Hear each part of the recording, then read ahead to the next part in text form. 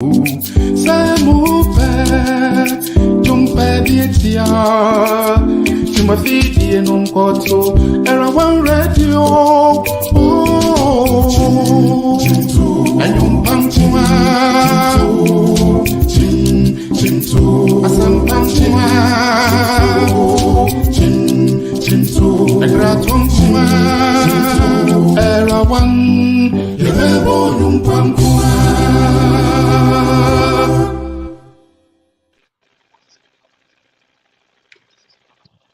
Hi, ladies and gentlemen. Welcome back again. This is Era1 Sports with your host.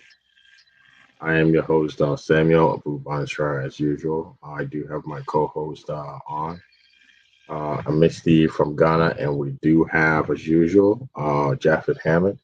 I believe he will be joining us from Mexico.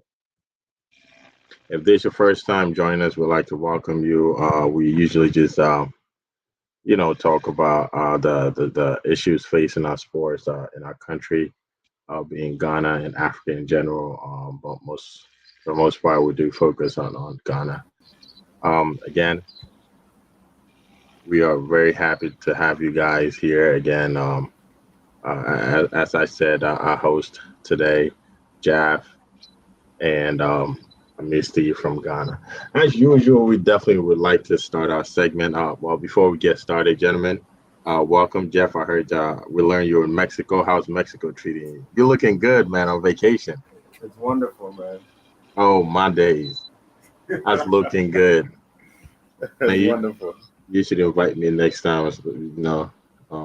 Honestly, how's Ghana treating you? How is it over there? You want to show us what's going on? Ghana is like New York, I always Oh, I believe you, man. I believe you. And obviously we're doing this for the love of our nation. But let's move on. Let's jump straight into it. Today I definitely want to talk about first segment, which we call funny but painfully true. And this comes from one of Ghana's. I wouldn't just call him. I'm not even sure what to say. I mean, obviously, both of you guys do know the issue with him being one of the preliminary, very prominent sports writer, Albert Comey, and Comey definitely did make a comment that during the 2021-2022 league, there were a lot of match fixing, bribery, corruption, and he mentioned a lot of sports teams. And the funny part is that was the truth, right? That's a painful truth about it. But when he was called in to answer to GFA, I'm not sure what kind of threat they gave him, but he did indicate that he's been sick for the past 3 months, so everything he said should be disregarded. And that's the thing that we always talk about. That's the funny part is him trying to play it off that what he said is not really true. But again, the painful part is him being threatened to actually just claim self. Whatever it is, whatever sickness that he claimed was what's wrong with that, what's going on with it. But that's another thing. I think we're definitely gonna put this on the screen. There was an issue. I think Jeff, you sent it to me, and I actually just took a closer look at it. And this is the first one that I want us to yeah, there you go. Thank you for our IT folks. So Jeff, I think you sent me this video. I think it was between Hato Folk and Kumasi Asante Kotoko and some Arsenal team in Ghana called Arsenal. And if we can actually pay attention to the linesman in the upper right hand corner of the screen, according to FIFA rules, if the linesman, so you could definitely just go first. I know Jeff is dying over there because the video itself looks very hilarious, and he looks like he was a striker in the team, right? But according to the FIFA rules, if the referee is 50 yards away from the play, sure, he can join. He can come on the field and get as close as he is to the field. To the game of play and try to come on not interfere, but kind of make any calls that the referee cannot see from 50 yards away. Mind you, a lot of folks don't know, but linesmen actually do have whistles on them, which they cannot use unless the referee for somehow drop their whistle or the whistle's not working and stuff like that. Now, this happened in Ghana, and as you can see, the referee is right at the edge of the 18-yard. What at all is the linesman doing? This is our local league, I think I'm giving you ammunition, based on everything that you talk about, how bad our local league is. So, Amicia, why don't you go ahead? What is going on in our local league right now? Oh, hi, thank you, Sam. This is, I think the ref just lost it. The linesman, he became confused. He didn't want to make an error with the offside because, of course, we don't have a VR in our league. And he was just confused.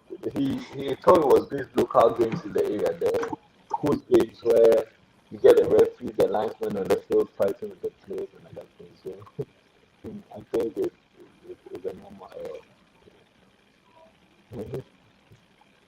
Well, Jeff, we'd like to get your take on it because I know you definitely brought it up. I think you sent me the link, and I did a little bit of research going on FIFA and then trying to look into it, dig deep into it to see exactly what is wrong. So, Jeff, I want you to pinpoint and tell me exactly your thought on it. I know for the first time you look at it, you're thinking how funny this is. But go ahead. I think the one is like where I can't believe we're professionally analyzing this situation. But the other part about it that makes it funnier is the fact that if you look at his positioning, right, and you look at the guy who has the ball where he's running to, he's still gonna call him offside. Yeah. So that's what makes it funny. But on a more serious note, it's just I don't know. It's just a funny thing in the moment. But I don't want to kind of look at this and say, oh, see, our league is bad, or it's like we need improvement. I think even yesterday I was watching some American football clips, and Sam, Mike Tomlin, the coach for Steelers. Yeah. It's like they were playing the Ravens, and I think Jacoby Jones caught a pass, and he was like returning it was like a kickoff or something like that. Right. And he was watching on the jumbotron on the screen, and he was so focused on it that he walked onto the field. And Jacoby Jones, he's a coach, and he walks onto the field, and the player runs into him, and it's like, and he got fined $100,000. Yeah, so I do remember that game. Yeah, so things like that happen. It's like even in the most professional leagues in the world. But it's just funny, like how focused he is, and he's just like completely clueless as to where he is. I just thought it was funny.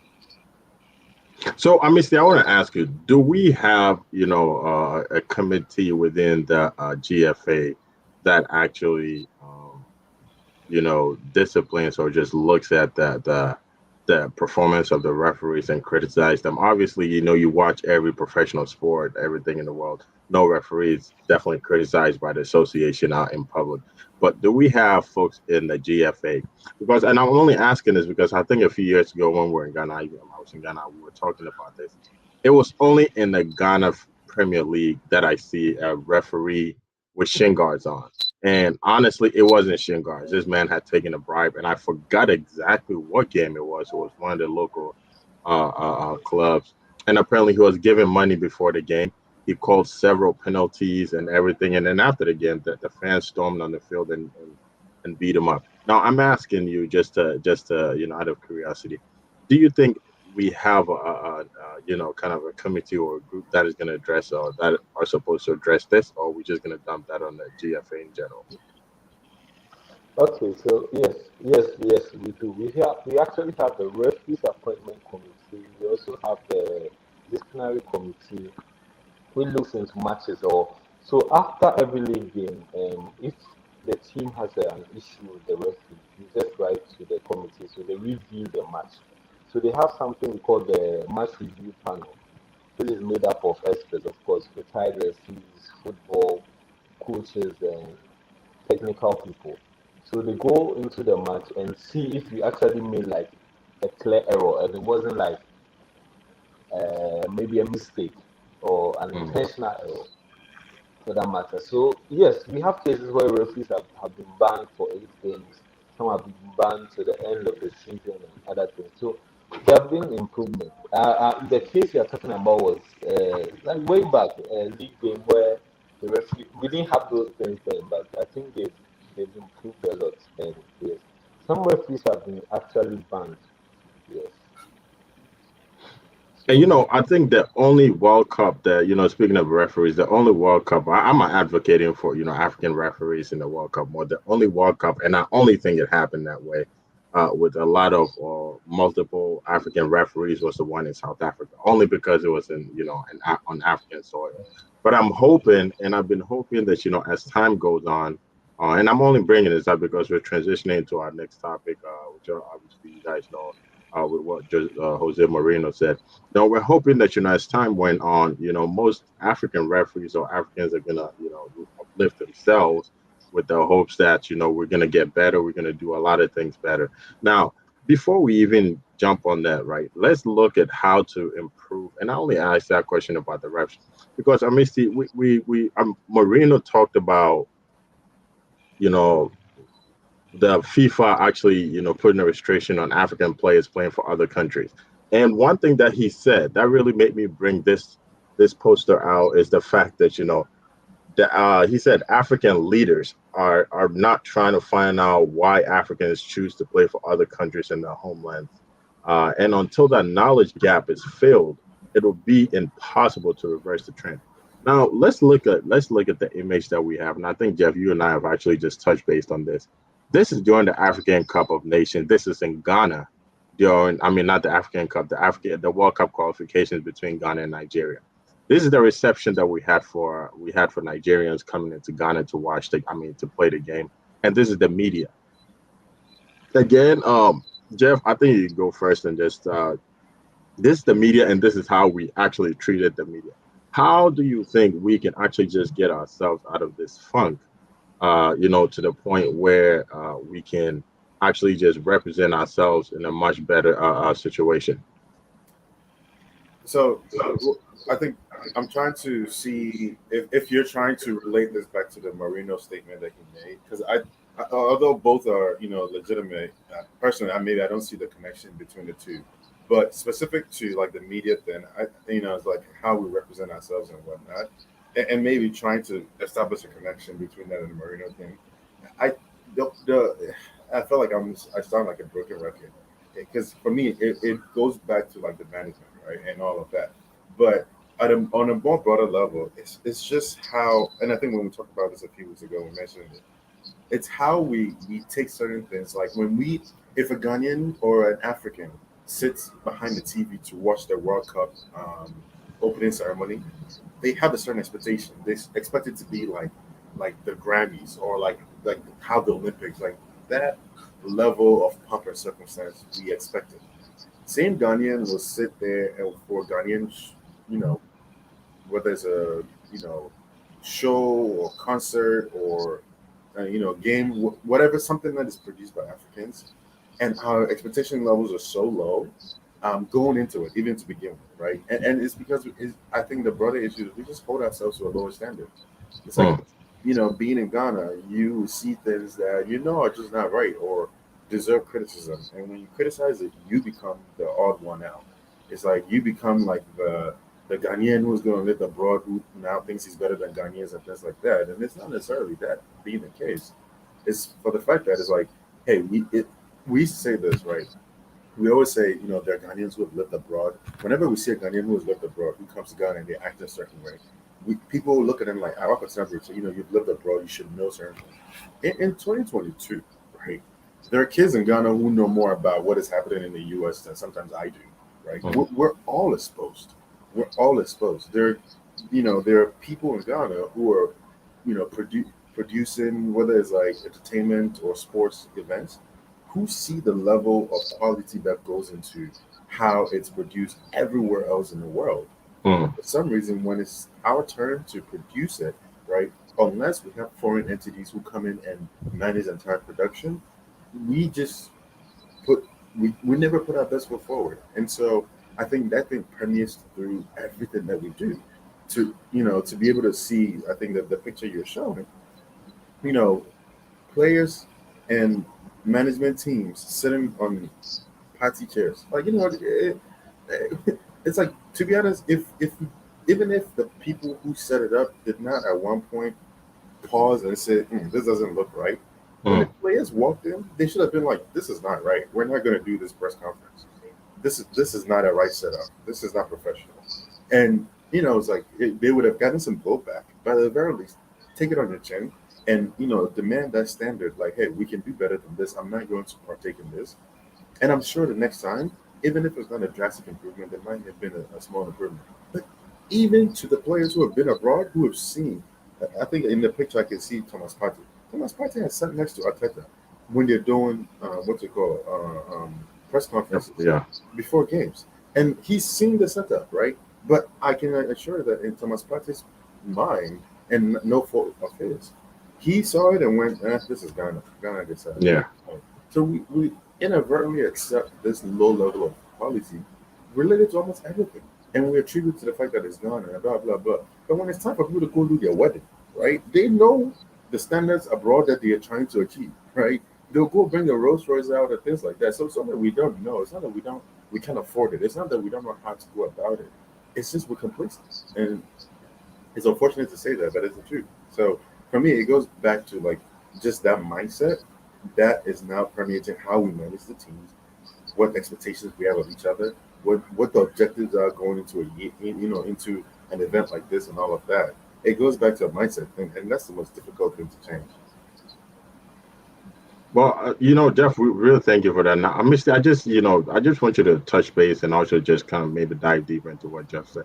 Do you actually, just looking at this situation, right? Do you believe, or do you at some point think, when it comes to GFA, or when it comes to just representing African football as a whole, do we just think playing the game is what's more important than representing it, or just doing things to just show folks that, hey, we're here?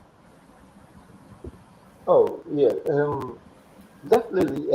We know here in Africa, we don't look at the production of all these things, and it's just the end result, the match payment. What's the result? So that's what we always look at. We don't really look into, as Jeff said earlier, the production aspect.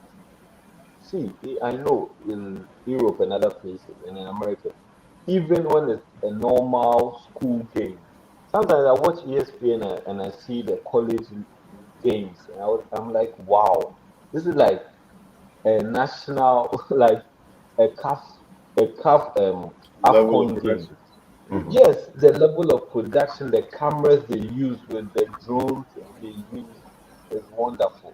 But we see that, okay, yeah, we play the game, it's on TV, and the mindset is, majority of Africans don't have access to TV, so they might probably just watch it on listen to it on radio. So we don't have to put much effort into it.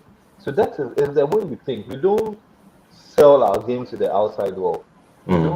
We don't look at the game. It was just this AFCON that TikTok and other, I think Facebook or Twitter sponsored.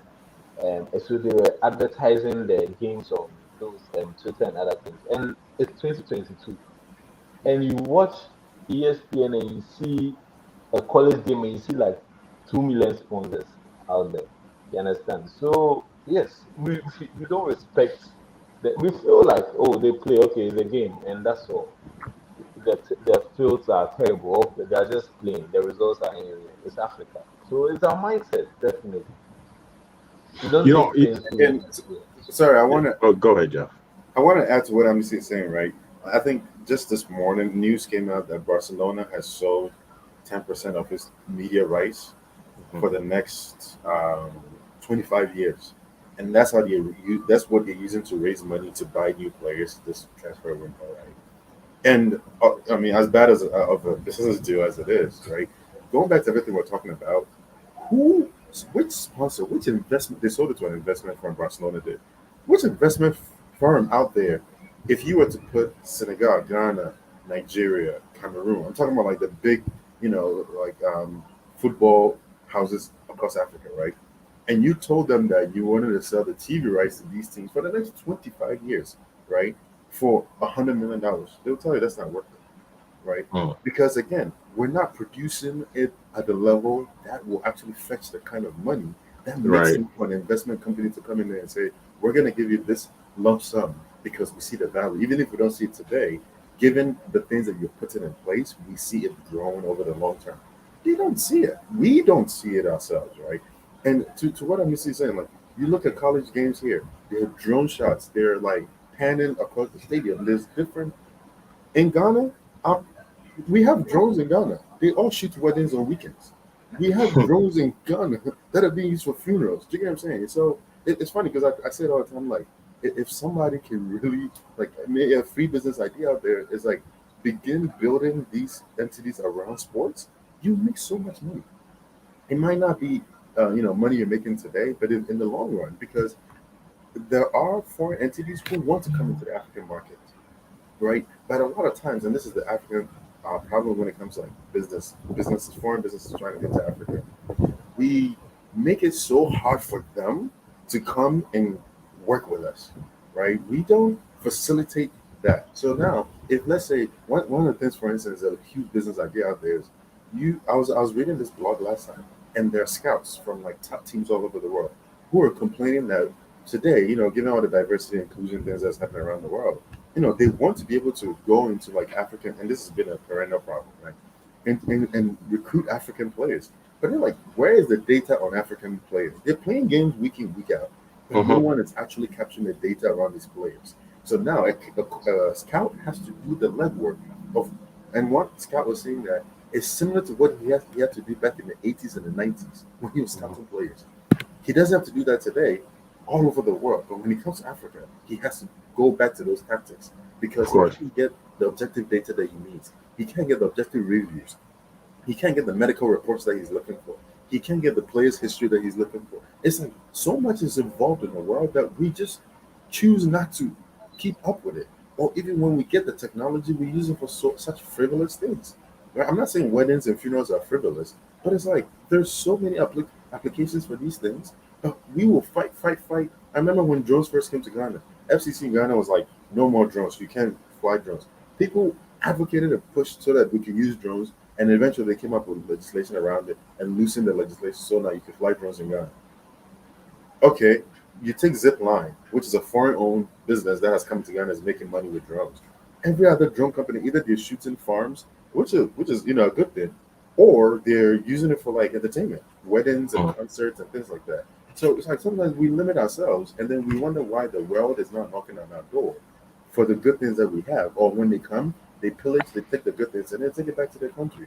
And this is now getting into a political conversation. So let's go back to sports. No, no, you're right, and I think it's an all around conversation when it comes to setting things right. And I think from one of our viewers, Nia J Mensa, he said planning is key when it comes to execution of a task. We need to set the standards right. And you're right. One thing that I came here, and most of the time I tell you, Jeff, one thing I mean, I learned, just going to college and even starting my career here is if there is a task at hand, one thing that makes them successful is not because they have heavy infrastructure or anything. The infrastructure could be there, but if you don't plan towards it, it's not going to do anything with it, right? One thing I noticed that makes these the Western world so successful, if there is a task at hand, if they need 9 months, if the thing is going to needs to be completed within a year, they will use 9 months to plan and make sure it's effective, and then use the 3 months to execute. Rather than what I noticed back home, or what we do is we use that 3 months to plan, and then 9 months just becomes just a waste of hard labor, and everything else that we do just turns out to come back to us. I was just watching ESPN, just like Mr. was doing this a few days ago, and there was a local news, and I believe Van is it no Seattle. It was in Seattle. I think one of the World Cup games are going to be there. No, no, I'm sorry, it was in LA. One of the World Cup games are going to be there, and I'm talking about the local news. They hyped the game up so much and called the game. They called it to the national. I mean, to the local TV or the national TV, that the World Cup game is equivalent to 4 Super Bowl.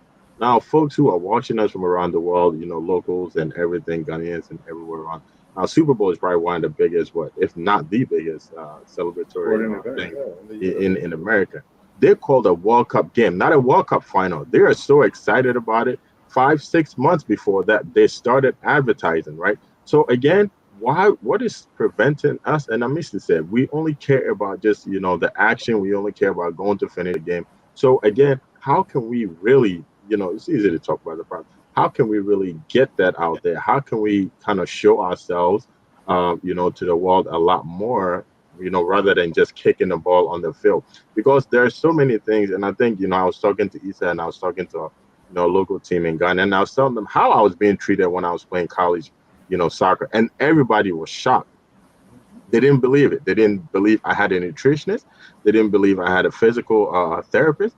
They didn't believe I had a physical trainer. They didn't believe that, as a captain, you have this bond with a coach. They didn't believe that, as in you being in college, you're allowed first to register for classes. So I'll tell them the benefit of playing in college. And to me, I felt like, folks playing in the professional league are not really, they didn't really get to experience that, right? I mean, see, I think I'm going to let you talk. You haven't talked in a while. So, with all these being said, in your own opinion, seeing everything that's going on, just before we move on to what do you think we can do, or what are some of the issues that are, some of the roadblocks that we face that's preventing us from actually just displaying? Is it because we just have too many roadblocks? Or is it just because we've become just complacent to just doing things the way that we always want to do it?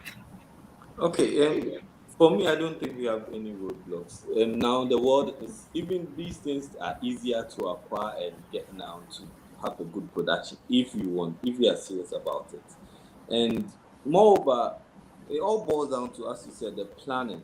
The Mm-hmm. planning. Because sometimes I look at our local league, the Ghana Premier League games, and they are playing the same time. Maybe Man United and Man City are playing, which is a top game.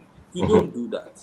Even in the Bundesliga, they don't do that. Even in the Yeah. Spanish La Liga, they don't do that. If you want to sell your game to the outside world, you play you maybe probably a time that will suit everyone for someone to watch. Because I remember before the Bundesliga became this year, in the 90s, they were giving up like free shows. You can watch almost all the top games for free on TV, and they never play the same time as another big game like a El Clasico. No one does that. But we just want the results. We just go, okay, let's play. We need investment in our game. We need serious investment. If the GFA or whoever is in charge, the media team, it's serious, we need investment in our game, especially with the production aspect. See, we are able to bring people down to shoot Ghana Music Awards production from. We bring people from South Africa to shoot all these things. But when it comes to a game, we don't have them. Now, those who have the media right to our league games are this Star Times, a Chinese company. And they brought one OV van. So you see the cameraman following the football around. Where these things come? Yes, you see the camera following the football. So when the ball goes to the other side of the field, it takes some time before they move the camera there, and it's bad and it's terrible. So if we are serious about, we need a lot of planning. Sit down and say, okay, now we want to sell our football. Because see, I'm in Ghana and I watch the Tanzanian league and you see quality production. I don't think it's about our economy. Tanzania economy is better than us, so it doesn't boil down to finance. Mm. You go to Ethiopian league on DSTV, and Ethiopian league is like a high quality production. It Oh, yeah. doesn't boil down to finance. It's about your interest and what we believe we want to sell. If you want to sell the Ghana league, it boils down to production. See, now the world has become easier. People have options. Mm. You can't force anyone to watch what is not good. Yeah. So I can tune my TV and get a free game on EPL every weekend.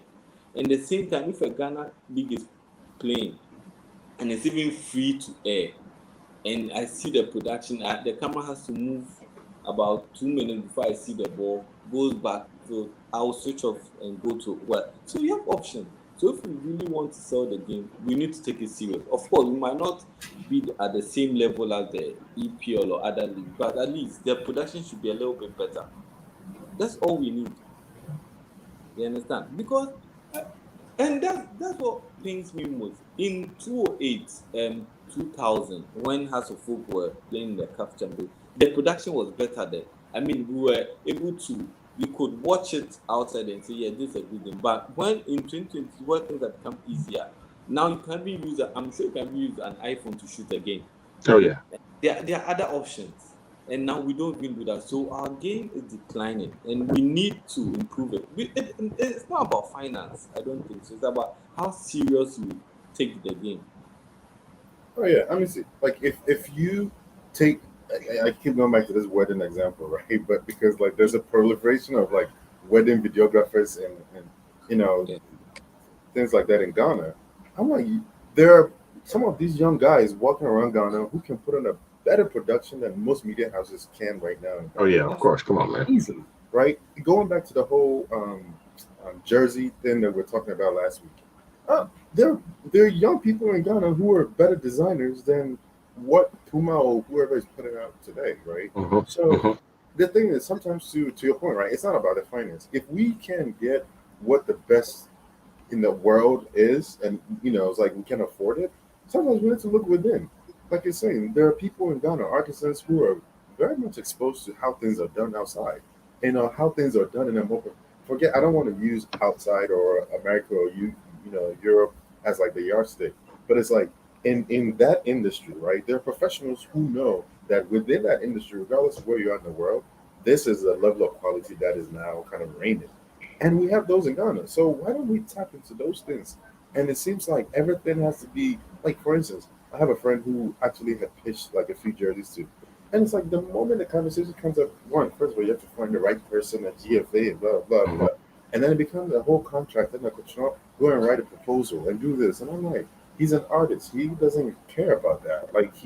And I'm not saying go through it without the right, proper, process, but we have to start thinking a little bit more creative because the problems we have, they're not getting smaller.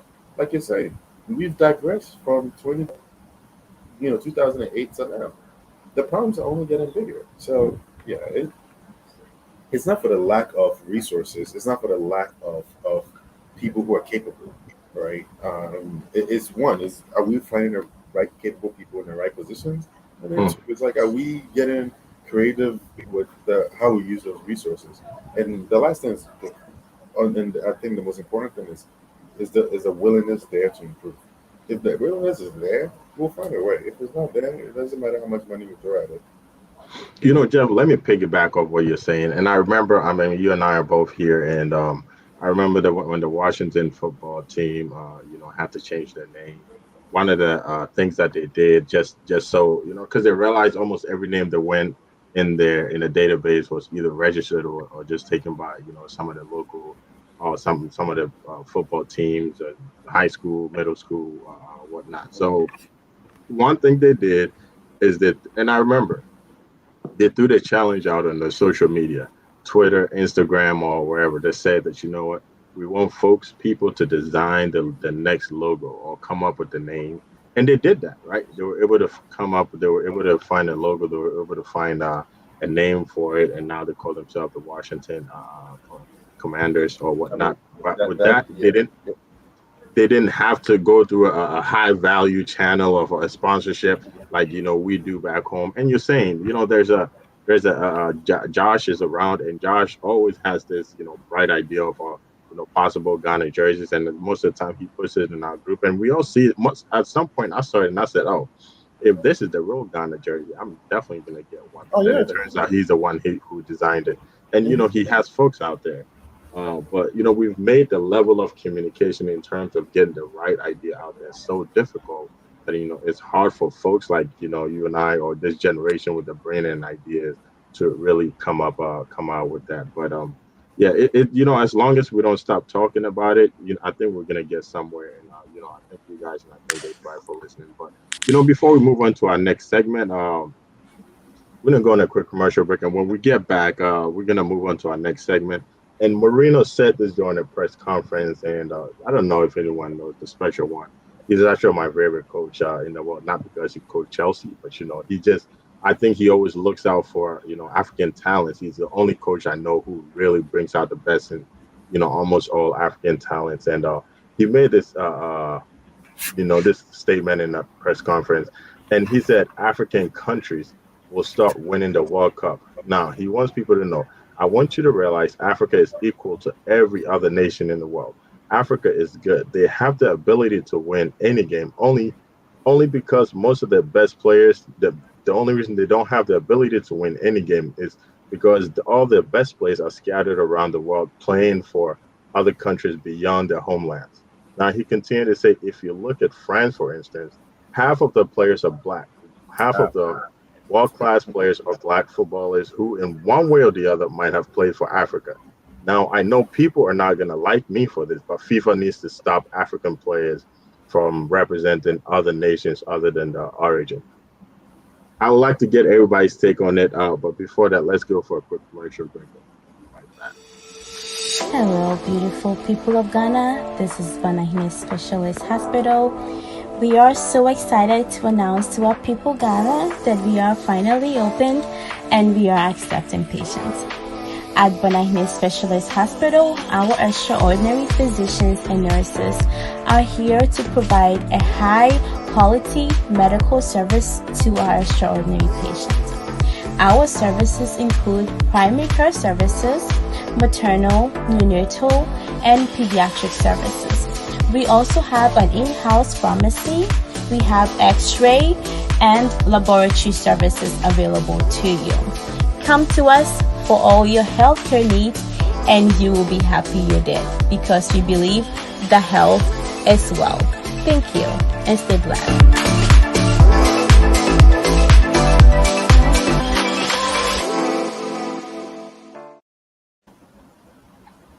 Welcome back, guys. Banahini Hospital. If you need anything, just reach out to them. Spintex Road, Tema West Municipal Assembly. Let's move on to the next. As we said before, we went on commercial break. I mean, Steve, I need you to go ahead and tell me what you think about Marino's speech and if you agree with it or not. Well, okay. What Maria said it makes a lot of sense, but of course, obviously, FIFA can ban countries from having African players, and this is more of like a choice issue. Then it's about choices, you understand? And nationality issues and things are more of these UN conventions and other things. So if the person is born and raised and feels more European, you can't force the person to place in the national team. And I also say that it's all about, see, we are humans.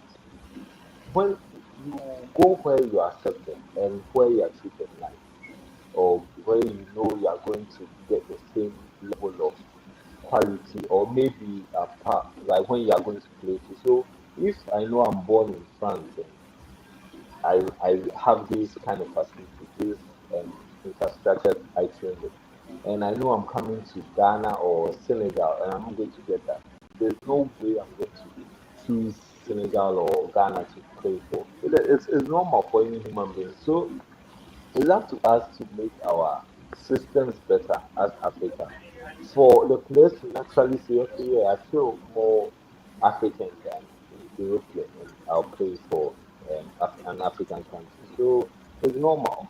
But yeah, Mourinho, yeah, because he has benefited from a lot of African players, so he knows what the quality the African players have. You understand? So yeah, it makes sense, but it's going to be difficult, and I don't think it's even something because yeah, it's normal. If they are accepted, they will come. If they have the right facilities, they will play.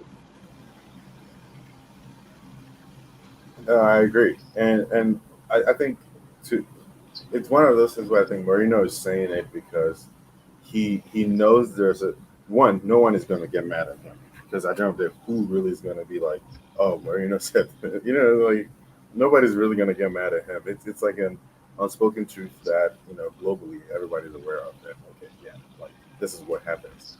But then, secondly, the reason I'm saying he's just saying it because it sounds good to say, but he knows it's not going to go anywhere, is because it's impossible to do it. Because I Yeah. think when it comes to the issue of nationality, you know, it goes well beyond sports. Right. People are not necessarily choosing. It's not like I'm having a great life in Ghana, but France really wants me to play for them, so I went and naturalized just so I could play for France. No, it's because my whole family now has a chance of a better life, and Mhm. my whole family is pushing me. If this becomes the opportunity through which, it's like I compare it to like when people come from Ghana, or like any African country, and they can't get their papers right, and then they go join the military. Right, right. Out of I love the U.S. military is because that is an easy way for me to get my papers, and now I have family members who I can go back and help. So Marino, what he's saying, even if FIFA were to say Marino's 100%, we're gonna put our best foot forward to make that happen. I don't know how they can start blocking people from naturalizing into new. With that said, right? Um, it's like the reality of it is I think to what MC is saying, it's like there's a reason why it's greener pastures, right? There's a reason why people are running and going to play for these teams and whatnot. Personally, for me, and I think Sam, we were talking about this in our group chat last time. The rub for me is a recent, and maybe it's just a broader issue where I can relate to, where it's just like when we first came to America, right, 20 years ago, however long ago, being African was not cool, right? Right, right. And and this was like not just in the U.S., just being African in any other country outside of Africa was not the coolest thing. And I attribute it to our generation who are now made being African this cool thing.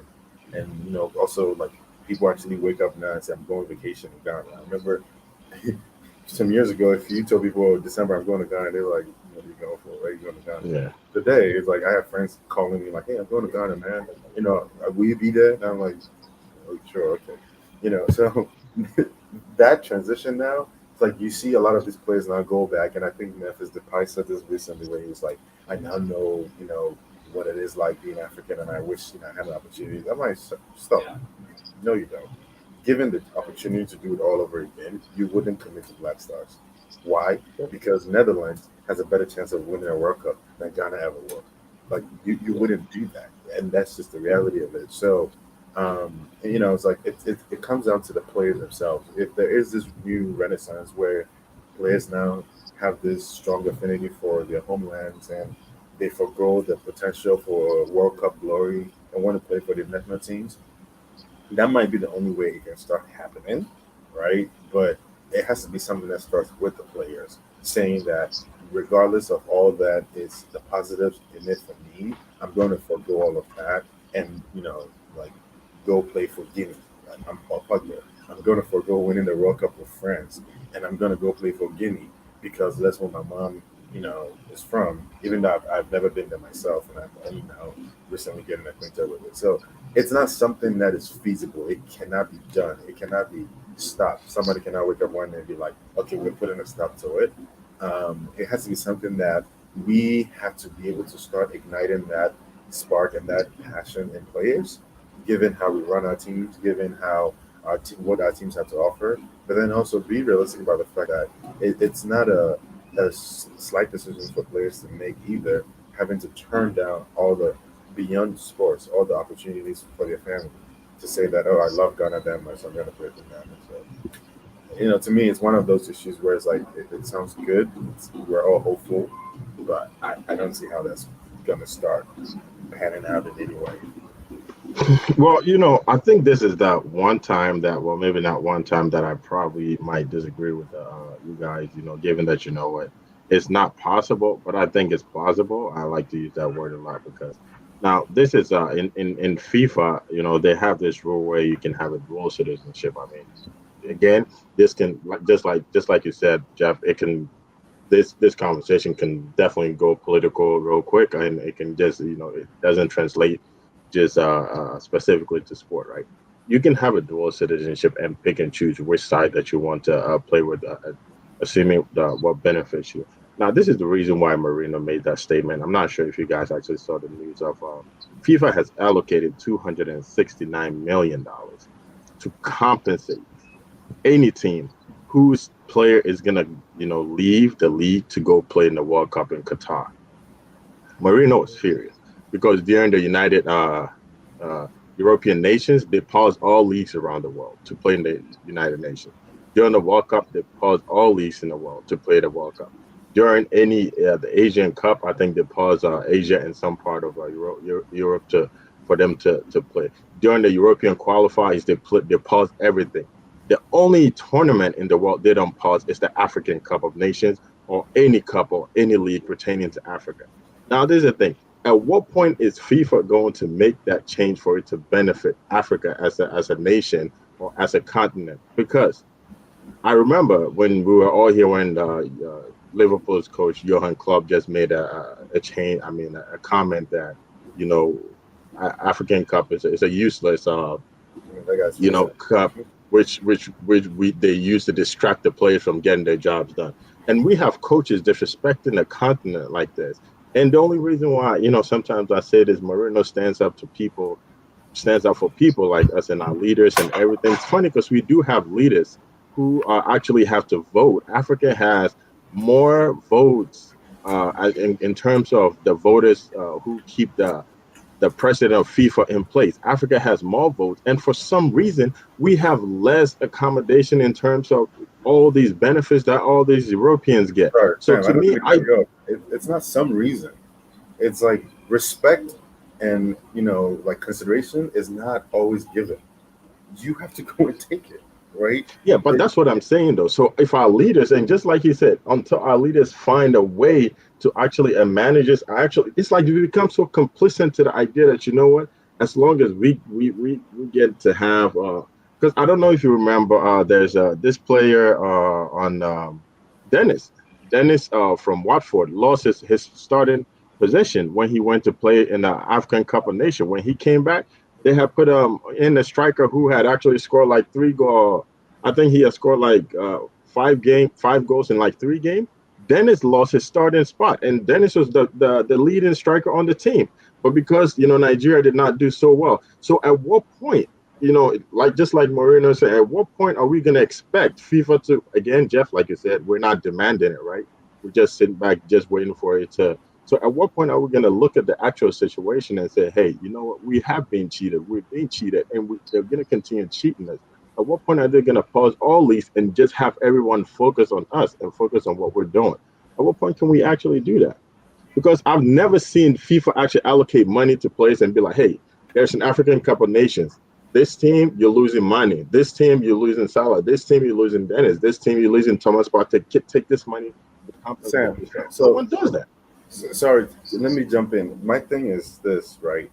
FIFA, like most organizations that manage all of these things, they make every decision they make is by committee, right? It's not one person, whoever the FIFA president is. I don't know. We have Africans in the committee. That's the point. The point I'm trying to make, right? That's what I'm trying to get to, right? These decisions are not unilateral decisions that's made by one person or one body, and everybody just has to deal with it. They have committees that make these decisions. On those committees are African representatives. For me, it's like when we say FIFA, it becomes this nebulous, organization where it's like you're not really pinpointing who's not, who's actually like if we're accusing them of racism, whatever it may be, are not considering African issues like that, right? My first thing is not looking at FIFA as an organization. I wanted to turn around and look inward and be like, wait, who sits on that committee and represents us? And the person who puts their hand up, hold them accountable. It's like, why is this not happening? Why is it that every representative on that committee has been able to get their regional, tournament to be considered in this way, but we haven't, right? And if we feel that that person is not effective, right, then, it's like, okay, now we need to take the steps on how we either help support that person, get them the support they need, or find somebody else who can do the job. If we look into it and realize that, okay, it's not necessarily that person is not effective, it's that fact that the committee is not listening to this person, that's when we really have a case, right? But the thing is, we have to first figure out how the system works, and then go through how the system works and try to turn it to our advantage. If we go through the proper process and it's still not working, that's when we're like, you know what, FIFA's race. And to me, it's like, from the way I understand it, right? If you as a representative on any FIFA committee, right, feel like your considerations, whatever it is you bring to board, is not being duly heard and it's not being duly considered, it is grounds for you to walk out of the whole committee, right? And be able to essentially like bring it up in front of a different committee. They have councils, they have governing bodies and things like that, right? But we have to push the envelope in those ways. But the thing is, if we're not we almost sit there and expect, oh, one day FIFA will, like, for instance, I think FIFA made the rule with the World Cup starting in 2026, where they'll have the, I think like what, 35, 36 countries, however many now, and all of that, right? It's like Africa, we've wanted this for a long time because we're not fairly represented in terms of like the tables and when we're playing the World Cup. The question has been, well, what are we doing about it, right? My question always goes back to the three of us. I would say we're fairly aware of bears when it comes to AFCON and things like that. Who is the representative at whatever the FIFA committee is? We don't know. Most of us don't know, right? And it's like, so whoever that person is, they are skated by on account of, on like you're not reporting to anyone. And so, yes, I feel what you're saying. I understand what you're saying. Then my first question is, okay, what is the first step to being able to move the needle on that? And the reality of it is, there is somebody that we can reach out to and begin those things. If not me, you, and Amnesty can reach out to, right? There's somebody that representative from GFA or should have a liaison at FIFA that they can reach out to begin pushing these things. And if they are and they're not being heard, then now let's try to figure out, okay, what is another recourse that we can do? That's my take on it. Okay, I'm just to so go ahead before I actually just yeah, I agree with you guys on some aspect. And for me, see, Mourinho should keep quiet. How many he bene- he benefited from this AFCON playing in general, preventing is by preventing ACM from playing in one AFCON, taking an injury for him. So he shouldn't be out there now and saying like he supports Africa. He said ACM had an injury. ACM didn't come for the tournament. I think it was the 2012 AFCON or something. And in the next week, ACM was training. You understand? So when Mourinho is like he has double standards when it comes to some of these discussions. But yes, Marino will do let's what's best go for straight. Marino all the time. Yes. So he shouldn't talk now like he also see the AFCON being played in January, of course, let's be real. Now football is serious business. Sky Sports is giving the EPL about over billions of pounds Mhm. yearly for, so they are not going to stop their league for your AFCON. You understand? Let's be So they gave us a suggestion. Let's play. You should play your AFCONs in June. And CAF also told FIFA that June is rainy season in Africa, so we can't be playing tournaments. So now who wins? How many of the players in the top leagues are playing in the in AFCON? Is it worth it pausing their league to watch yours? No, it's business. They are making money from it. You understand? So if about, let's say, even 10 leave the EPL in general, and the league can still go on. Where they have other players like Hurricane and other people from other countries, they'll still play. They don't care about you.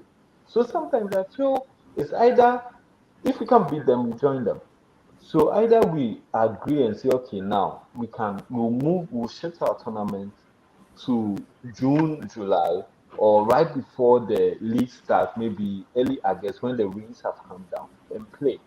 You understand? Because if we You should see you can't go to FIFA and force them to pause leagues in other countries because of the AFCON.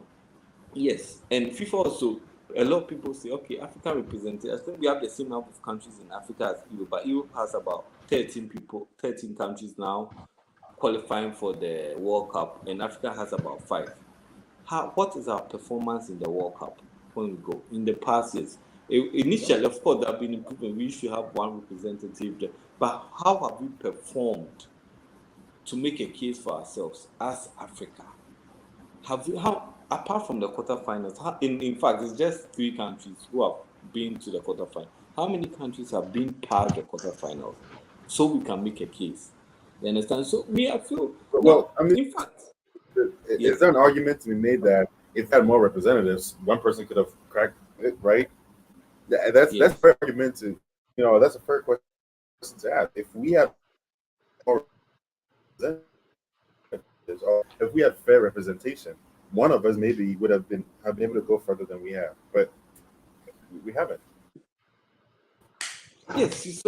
So you see that my instances. in the 2014 World Cup, you had Cote d'Ivoire, who was like the best team in Africa then, in an easy group like Japan and North Korea, and I think Colombia, and couldn't leave the group stage. And you blame FIFA for not giving you the chance. What is your performance when you get there? You understand? See, So sometimes I'm it's not all about we should also make a case for ourselves, prove our point, and maybe perform better in these tournaments when given the chance. So we can also write and say, okay, yeah, now we've shown you that yes, when you give us the chance, we can go further. But if we give you 10, we give you 5, yeah, still not going anywhere, and still the quarterfinals. I don't I mean, know. see, I want to point that you do realize, and you know, I think it's one of the days that I'm probably just gonna go back and forth. You do realize that, you know, kind of Jeff, you know, said, and it's something that I wanted to pinpoint. 2026, they're actually expanding, you know, the Yeah. World Cup numbers. They're not expanding because they want to expand. They are expanding because Africa asks for so many like spots in the World Cup. It's the biggest continent in the, you know, biggest represented represented continent in the World Cup, and we only have four. They just added one. We don't have five. Africa said, "Now we want eight." Now, for them to How give us many eight, does the South American people have? They also have 5, and when they go, you have South I mean, see, we're American. talking about the size of the continent. We're not talking. The South Americans are not compared. The size and the playoffs is not compared to 50 something countries. That do you see how tight the qualification for the World Cup is in CAF? Now, before they even give us one spot, guess what they said? They said, okay, every continent, or we're gonna give. Now they're adding 5 more spots. We're not just gonna give Africa 3. We would rather give every other nation, every other continent one more spot rather than give you guys. And this is what we're talking. This is what I think is the time to bring our mind to. I just pointed out. Where is our representation when they're making these final decisions? You know, and I think there's one thing that you said. What can we do? And I think the one thing we could do is a mission. England refused to play in is it under 15, is it under 17 World Cup? They refused to play it until FIFA body, the football body, comes up with a way to determine the bone structure or the age of these African players, because they realize that every time they win against African teams, they end up getting hurt because the bones are definitely not the same. They refuse to play. FIFA came up with MRIs. That was the first time they started using MRIs in football. They decided to use MRIs. They decided to use, you know, some scanning methodologies to try to come up with a way to actually determine how old players are. And I think that's going to come out to our next segment with Amate's contract now. Now, FIFA came up with all these rules and all these things in place to make sure that, hey, we are accommodating everybody, including England, who feels this way. Why can't our representatives do the same thing for the nation of, I mean, for the continent of Africa? And I think that's just what Jefferson. Why are we being so adamant? It doesn't matter our performance. I'm sorry to say this, but South America or North America, we get US going. Matter of fact, no, let me use this country as an example. Saudi Arabia goes every single World Cup and they don't do Because they anything. Are you saying we qualify. need to kick them out? No. You Are we see, saying we need to because ignore the no, fact that, you know, because from the they have a Asian represent? continent, they qualify. They don't have the numbers, but you see, my issue is when we go, do we perform? That is the only thing. You see, to make a case to so right now, if there's a FIFA panel with Africa on it, we go and say give Africa about 8, 10. What is your past history? You Well, understand? If we have We're not going with representatives or number of people based on winning percentage. We just want it based on the size of the continent. I mean, see, I guarantee you, the if site, we have 8 players, if we have 8 continents, I guarantee you that what's his face would have been in there. Cameroon would have been in there. Tunisia, Egypt, and I'm pretty sure the higher number of countries we have, I'm pretty sure we can make some noise. And the ice definitely going to be turned to Africa, man. That's just my opinion. Jeff, no, go ahead. I know you do have something to say. no. I actually agree with you in the sense that, and you know, this is kind of going back to colonialism and all of that. But it's like, one, let's acknowledge the fact that the African countries and the number of African countries we have, one, wasn't determined by Africans, but then two, if the if you take the land mass, right, and sorry, this is like a you know, a segue into a different point. But if you compare South America and all of these different continents, it's like we have way more countries because we were carved up to be shared up, right? So that's but regardless of how we got here, right? The reality and the truth of the matter is that we have way more countries than any continent. And if FIFA and and you, I mean, if FIFA is saying that it's by representation of the continent, like if they're using a methodology that is objective to do it, once you apply that methodology, we should have. I mean, look at South America. South America has like 400 million people across the entire continent. Africa, we're a billion, right? So if even if you're not going by land, like number of countries and all of that, and you're going by population, we should have over double the number of representation that South America has, right? Now, this is where I disagree, obviously, with the performance thing. It the performance thing comes back down to it's a qualification, right? If I perform, like it doesn't matter how Ghana performed during 2010 World Cup, during 2014 World Cup. If we beat the right players and we qualify, we have earned it. It's a fresh slate every 4 years. So we can't say that because if we were going by it, the way that Germany lashed Brazil in Rio, Brazil should never come into the World Cup after that Right. second one game, Right. right? So and that's the thing, right? Where it's like, yeah, there are certain things that you earn, and we're gonna get to that point. But there's certain things that you're by nature you have a right to. I Yeah. don't have to come and prove to you that I am worthy enough to get the basic natural rights that I have.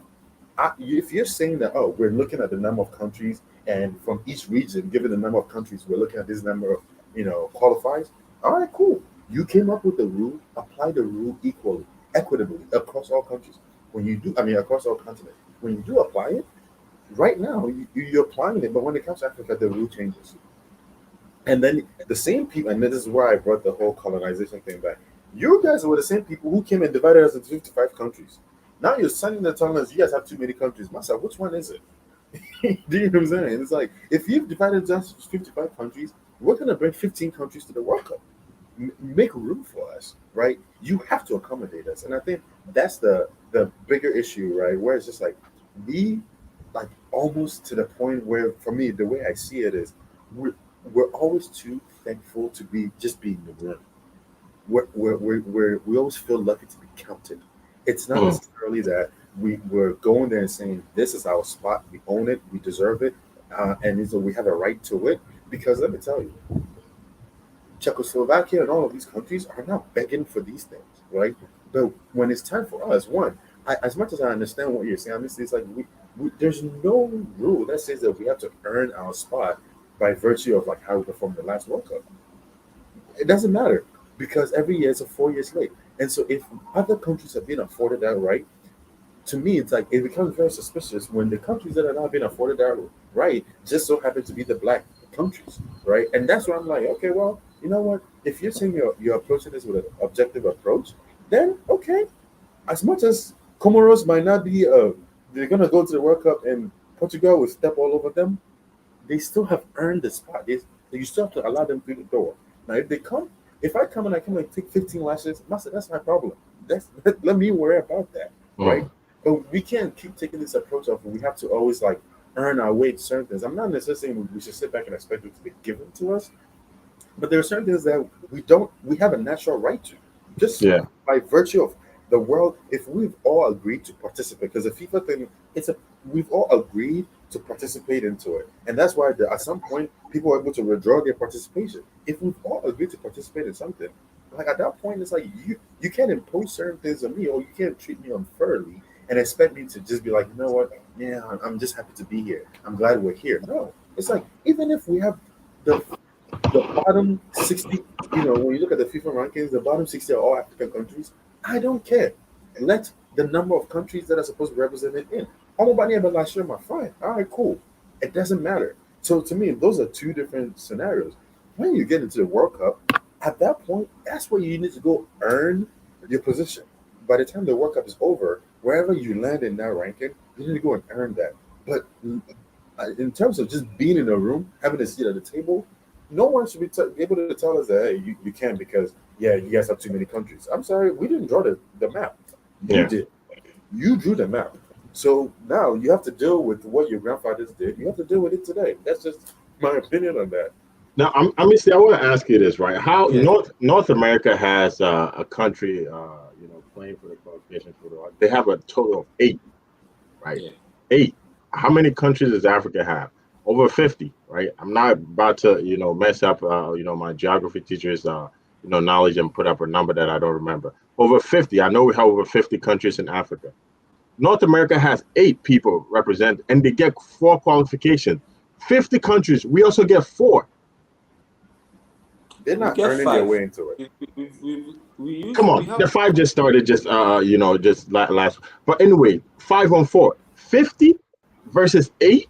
okay. So Again, and wait. I'll ask you the same thing that you're asking. Yeah. What does US go do in the World Cup? They always get sent home. They just started being good.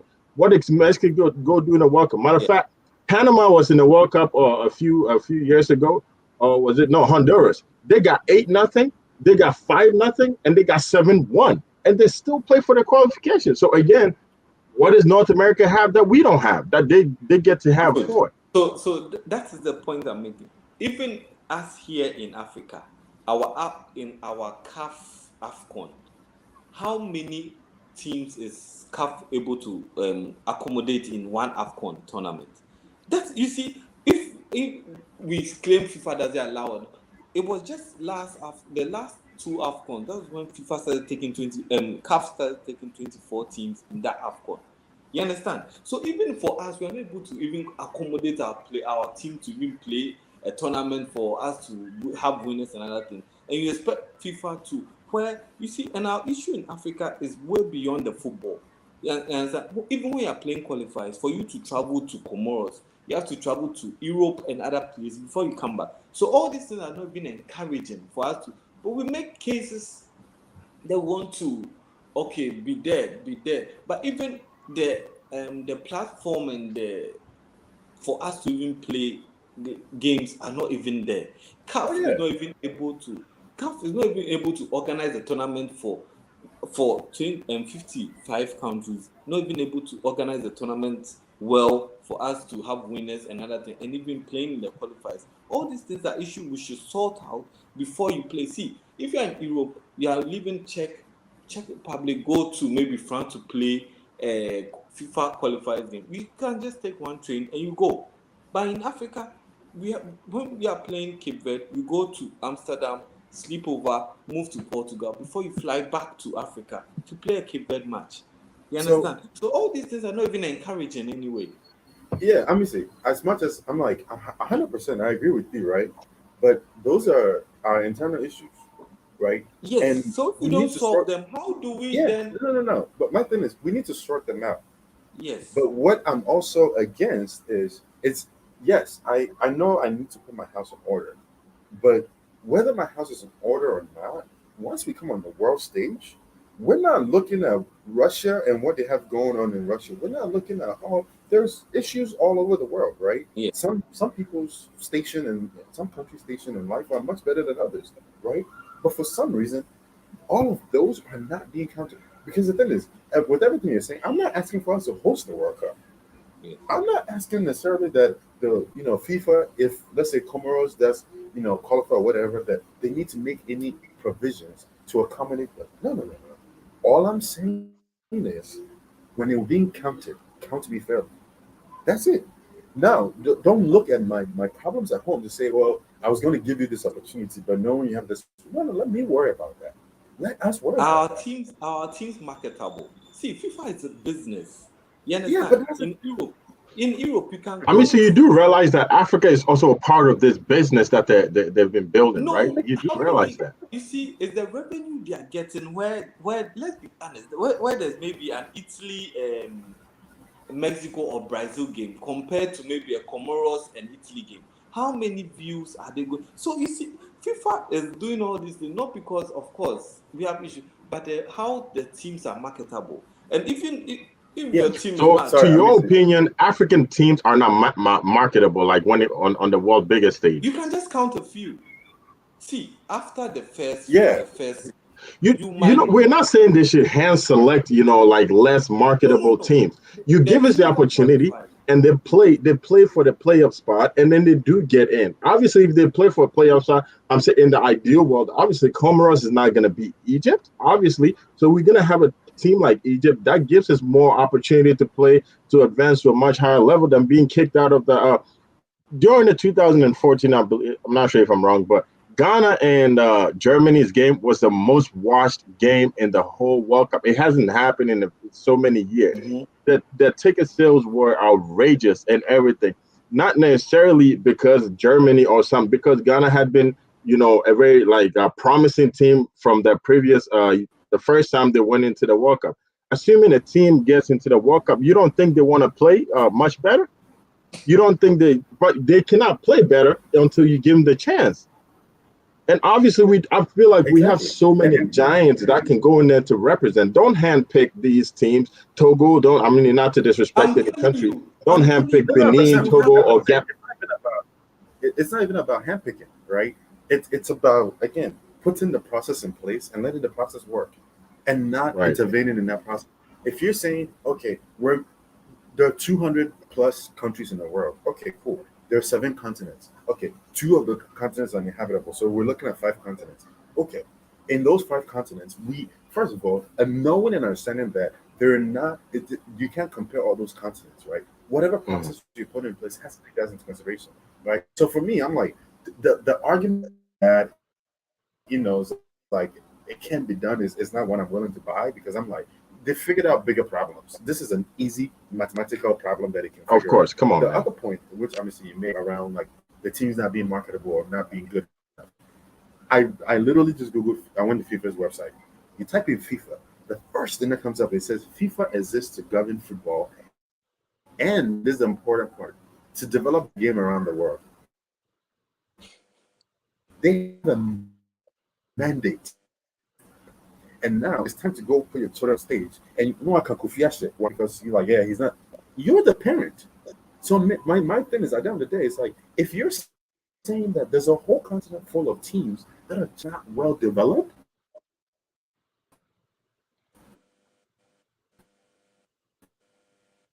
but you're in whatever jurisdiction that you have. Now I know that the challenges for FIFA in Ghana or FIFA South Africa is much bigger than how it is. Or some teams was not able to bring some of these teams onto the world stage because they're underdeveloped, then I'm back around on FIFA. Because the question becomes, well, okay, what are you doing to make sure that, because it's like when teams are participating in the World Cup, right? Ghana, when they participate in the World Cup, Ghana did not sign independently a deal for this game with any agency out there, right? Ghana did not independently collect tickets and whatnot. FIFA benefits greatly when we perform. So why is that when we're not performing, FIFA doesn't invest? So to me, I'm like, they have their work cut out for them then, and make it equitable. But you cannot expect them to just squander and struggle, and then ignore. Then the moment we become decent enough to be able to make money off of us, that's when you want to put us on the world stage. To me, that's not a good way to go about it, and that's just how I'm thinking about it. Well, I think this is definitely something that we might have to revisit, given that our time is over. We couldn't touch base on it, but I mean, see, I actually want you to touch base on this before we actually leave. We have 4 minutes. You have two, Jeff. You're gonna have two. Daniel Mate has actually refused to, show up for preseason due to his contract. Leicester refused to extend his contract. A physical trainer came out and said that he only played 38 games across the whole season, and he doesn't believe he's actually 27 years old, and that could be one of the reasons why they chose not to extend his contract. I just want to get your take on it before we leave. Daniel Amate, central defense, is 27. I just found out, so I want to get your take on it. Well, of course, this is something that's not surprising. We know our age-cheating history has been since the 80s, 90s, and so I'm not really surprised. And it all boils down to, I think we have to discuss this topic, maybe how our players rise from the slums and other areas in Africa or Ghana and move up to Europe, because it takes time before the person leaves school, plays league, local league. the person will be about 28, 30 then. So when he goes to Europe, he has to just reduce the age by 10. So I'm not, of course, I'm not surprised. You see, these players, I always wish their coaches in Europe and other parts of the world see them in the local and Toma when there's a funeral. That's when they see they are old. That's when you see their real ages. That's when you know that these people are actually old. But I'm sure when they're in the jerseys Mr. and sport Penny. when they're in jerseys and sport attires, they look sporty, so you won't see. But when you see them in the local things, you say, "Oh wow, look at Juman Bedu." You can't tell me 30 years you can't play football now. This guy takes off his shirt, went for someone's as it one of these stars funeral, and you know that this guy is like a legend. He's an OG, 50s and other things. So yeah, I'm not surprised. Jeff, go ahead. Let me get your thoughts. They refuse to sign him because some of them, the trainer doesn't think he's 20. Actually, they said that he got injured so many times, and the medical, treatments they gave him, according to his age, never worked, and he kept getting injured. So they don't believe he's 27 years old. I mean, So he might be playing in right. Turkey. He'd be lucky if he's playing in Turkey. For me, I'm like, at some point, the chickens will come home to roost, right? We keep doing this thing, we keep expecting different results. That thing is getting old. It's like, because what we do is, and this is my problem with it, right? I think there's gonna have to be a generation that suffers for this so that we can right this wrong. When Yeah. we start at under 15, right, and we start playing 18-year-olds and under 15 games, and just so they can get the opportunities and whatnot, we keep stifling our own talent, right? Generational talents are not getting opportunities that they need because if it doesn't matter how Mbappe was good at 15, if Mbappe at 15 had to compete for the same position as Benzema because Benzema was lying about his age, he would have never played. Yeah. He would have never played, and he would have never gotten the opportunity for us to see Mbappe playing the way he's playing today. We think that, and then, like, going back to the quintessential Ghanaian problem, we only think of today, right? We think we're beating the system. Everybody is trying to find a way around and beat the system or whatnot, and we keep doing it to ourselves because you go and lie and you take 5, 6 years off your age. I mean, from what I hear, what's it called? Thomas Partey is like taking a good 5, 6 years of his age, right? You do this and you go sign a long-term contract, right? You can't deliver on the contract. What all you're doing is you're stifling your money tomorrow. Mm. You get a little bit today. The thing is, and it's funny because, like, look at, like, I'm going to use a puppet situation as an example. I watched a puppet documentary, and one of the things his lawyer said is, he's like, look, puppet is 28 or 29, however old he is now. He's like, this is the last big contract he's going to get. So he needs to perform well so that he can get like a really fat contract, so that even if he doesn't get another contract for that, he's set for life. Now imagine, and it's like across football, lawyers, agents, coaches, management teams, they all know 27, 28 is around that time. Mhm. So that's the prime of your career. They're looking to see certain things from you. Right when you're at the point where you're not about to get this big contract, you can't get it. Why? Because they all think, oh, you're 27, so they're looking for certain things from you. They all think you're 28. But unbeknownst to them, you're in your mid 30s. Mm. The things that you're looking to see in you to be able to give you that content. And the only reason you did it, you changed your age back then, was for money. Let's not miss words. Let's not make it seem like it's about anything. It's about money. The only reason you did it back then was to get the money early, right? Mm. Now you're at a point where you're now able to get 100 million or more in terms of a contract. You just bleed a chance because you settled for $100,000 a week when you were what's it called? When you were 25 years old and you tell about you're 18 years old, you settled for $100,000 a week. Now that you're actually ready and at the point where the payday is coming, you're going to leave the theater before you're able to get that money.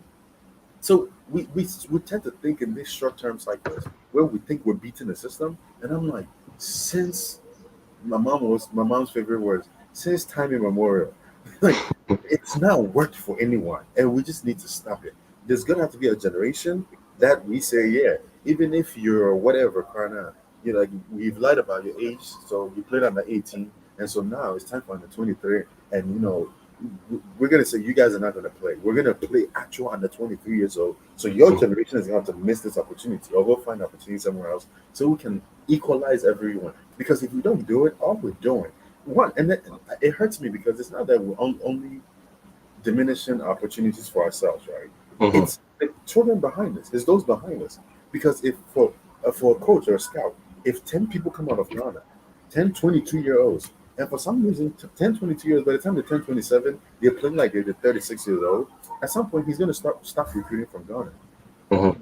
He's going to attribute it to maybe the region, maybe it's the water you guys drink, maybe it's the food you eat, whatever it is. If you're saying it's not your age, and I have to believe you for your age, there's got to be some other factor. And so they're going to stop, those opportunities will stop coming. But we tend to think about ourselves and what we want to eat today, and Donate deserves it. If he ends up not playing football again, I don't feel sorry for him. Because when he was making that decision, back 10 years ago, whenever he was making that decision, he didn't consult me. So he deserves it. He didn't come and talk to Ghanaians and try to get favor or carry favor in front of Ghanaians' eyes, because he was getting a fat check back then from Leicester or whoever was giving that money. So today, they found him out and they're holding that money back. I'm not going to sit here and be like, oh, I feel bad for him. He doesn't deserve my pity. Personally. Well, I think it's definitely something that we're gonna have to take a rain check on in terms of discussion. It's something that we're gonna table up for next week, and also we definitely do have something to discuss. No Ghanaian player ever made the African Cup. The African CAF team of the year, and it consists of 30 players, and that's the first time that has happened. In the history of CAF. So that's definitely something. I think that speaks a lot to the decline of the Black Stars and the football in Ghana. So it's definitely something that we can talk about. And I know, you definitely have a lot to say about Amate's situation and how that's impacting the youth and football in Ghana. So, with our time being up, we do want to thank everyone for tuning in, Enoch and the squad on Facebook. We do want to thank you guys on our YouTube page. We do want to thank you guys for listening in on audio and any other channels, avenues that you guys listen to us.